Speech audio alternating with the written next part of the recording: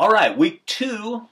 We're still doing introductory things, and I haven't changed my clothes, by the way. It's been a week, but I haven't changed my. No, I just made that other video about 2 minutes ago. I'm doing this in my home office in front of these bookshelves because I wanted to point something out. Today we're looking at this sort of overview stuff, the overview of the historical periods and some things about canon and some other terms, and the readings will go right along with those. But I just wanted to emphasize the vast amount of stuff that is written about the Bible. I mean, I have 2 full bookshelves. Now, not everything there is oriented to the Bible, but probably 2/3 of it would be. And this entire shelf right here, all of those are dealing with one book, and that is the Song of Songs or Song of Solomon. And if you know anything about the Song of Songs, you probably say, "Wow, you're a pervert." Not really. So the reason I point that out is there is so much written and so many voices that look at this stuff from various directions that we have no excuse for not finding lots of different views and getting information and figuring out what have other people seen and said in the past. And also, though, we're not going to figure it all out. We're not going to exhaust all the possible interpretations. Let me give you a quick example here. The Anchor Bible. This is about a 40-year-old commentary on the Song of Songs, or again, Song of Solomon. And this book, I mean, just take a look at how thick that thing is. The Song of Solomon is not very long. It's just a few pages. But it goes through and tells you all sorts of stuff. It quotes from dozens and dozens, and I'm sure hundreds of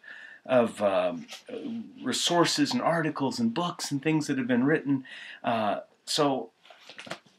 My point here, I think, is don't think you're going to master this topic ever for the rest of your life. People have been writing about these texts for literally thousands of years. I mean, you can go back into the time before the Christian era and find Jewish rabbis and scholars before they were called rabbis who came up with amazing insights and thoughts and commentaries. You're not going to ever be able to read all of that stuff. And so I mention that because I think one of the things, well, I just knocked into the stand there. One of the things that I would encourage you to do is come at this project with a certain amount of humility, realizing you're going down a path that a lot of people have been on and have spent a lot of time. And I mean, Marvin Pope here, the author and editor of this little commentary, has spent a lifetime reading just a few books of the Bible and everything there is about him. And he's just, immersed himself in that. But he hasn't read it all and doesn't know it all. Now, this week, we're doing mostly some kind of background stuff and just laying some groundwork that hopefully will be useful. We'll come back to it time and time again so that we understand what are the historical time periods of the Bible as it lays itself out. And they are more than likely real historical periods, at least the ones after about the Exodus. And nobody really argues that, yes, there was a state of Israel, a kingdom of Israel, and it did split into 2 nations and things like that. Whether there was a Noah's flood, that's open to debate. But again, it doesn't matter for our purposes. It matters, maybe for your purposes, but for our purposes, it just matters that the text is there, and we can read what it says and see what it says and try to understand maybe what there is to learn from that.